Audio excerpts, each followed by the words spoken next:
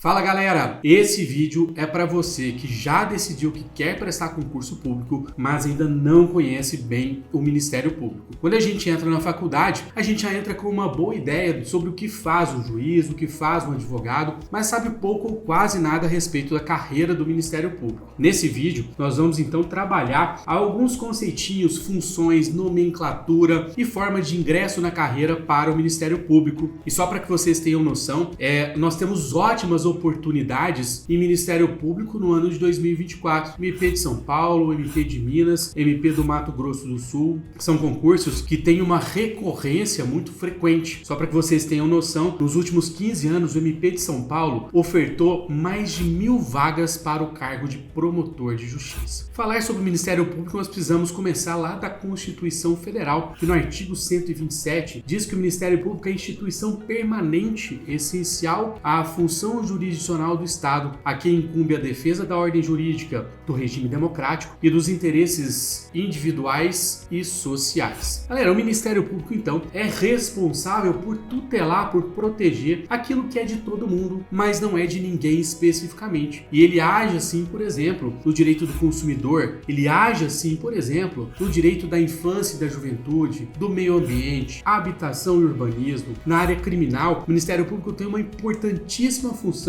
que é ser o responsável por mover a ação penal e levá-la até o fim. Ele também é protagonista no tribunal do júri, porque ele, como regra, sustenta a tese acusatória para fazer justiça naquele caso concreto. Mas não é só. O Ministério Público também atua na proteção de diversos outros direitos, como os direitos humanos, como o direito à saúde, direito à educação e tantos outros direitos. Por isso, se trata de uma função essencial ao Estado. E quando nós pensamos em Ministério Público, a primeira dúvida que surge é qual é a natureza jurídica do Ministério Público. Seria o Ministério Público um quarto poder, ao lado do Poder Executivo e do Poder Legislativo e do Poder Judiciário? Não, porque se a Constituição assim o quisesse, teria colocado lá na disciplina dos poderes também o Ministério Público. Embora ela não tenha feito isso, ela traz ou ela confere ao Ministério Público algumas características que são muito próximas das características de um poder. Por isso que se fala por aí que o Ministério Público é quase um quarto poder. Mas a sua missão ou a sua natureza é a de uma função essencial à jurisdição. O Ministério Público não atua em todos os processos que correm na justiça, como nós temos, por exemplo, o juiz. O Ministério Público só vai atuar quando houver algum daqueles interesses sociais ou individuais indisponíveis, a proteção do regime democrático. Nessas situações, necessariamente o Ministério Público vai intervir. Mas uma causa, por exemplo, patrimonial, em que eu discuto ali se o meu vizinho não pode construir, avançar determinado marco, nessas questões não há intervenção do Ministério Público. E quando a gente fala também em jurisdição, não significa que o Ministério Público atue só em juízo. O Ministério Público tem várias ferramentas de solução extrajudicial de conflitos. O Ministério Público pode, por exemplo, instaurar um inquérito civil para apurar determinada situação e, se ele assim entender, ele pode expedir uma recomendação, celebrar um termo de ajustamento de conduta para cessar aquela irregularidade. Então ele faz um acordo com a parte que violou um direito ou mesmo propor a ação civil pública quando o judiciário entra em cena para resolver aquele problema. Bom, agora que você já sabe o que faz o Ministério Público, eu deixo aí a pergunta para vocês. Vamos lá, o que é o promotor, o procurador da República, procurador do trabalho? E eu trago essa pergunta para vocês porque ela é muito comum. A nomenclatura que o direito brasileiro adotou para nominar os cargos, ela é uma nomenclatura confusa.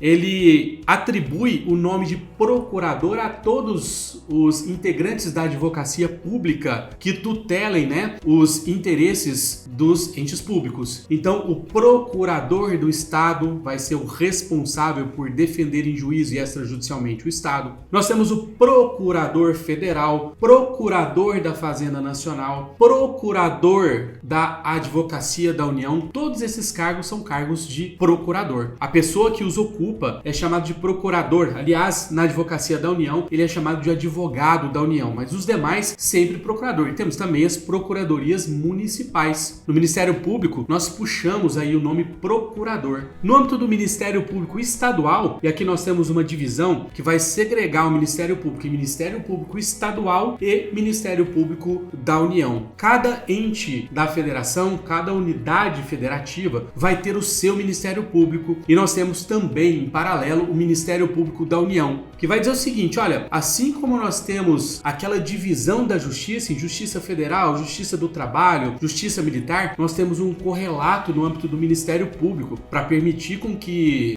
nós tenhamos uma divisão de trabalho e possamos nos especializar enquanto membros do Ministério Público. E aí a nomenclatura vai variar de acordo com a carreira. No âmbito dos estados, cada um terá o seu Ministério Público. Então temos o MP do Paraná, MP de São Paulo, MP de Minas Gerais, MP de Goiás, e o nome do ocupante do cargo é promotor de justiça. Nós começamos como promotor de justiça substituto e avançamos na carreira para promotor de justiça titular e depois finalizamos como procurador de justiça, atuando lá em segunda instância. É o correlato do desembargador no âmbito da carreira da magistratura. Nós temos já no âmbito do Ministério Público da União 4 ramos, 4 subdivisões. Nós temos o Ministério Público da União, o Ministério Público Federal, o Ministério Público do Trabalho, o Ministério Público Militar e o Ministério Público do Distrito Federal e Territórios. Aí a nomenclatura fica ainda um pouco mais confusa. Os procuradores da República são aqueles integrantes do Ministério Público Federal. Quando eles sobem um degrau na carreira, eles vão a Procurador Regional da República. E finalmente, o último degrau é o Subprocurador da República. Vejam aí que nós temos então essa variação na nomenclatura que às vezes nos traz uma certa dificuldade de compreensão dessa divisão do Ministério Público. Mas todos nós,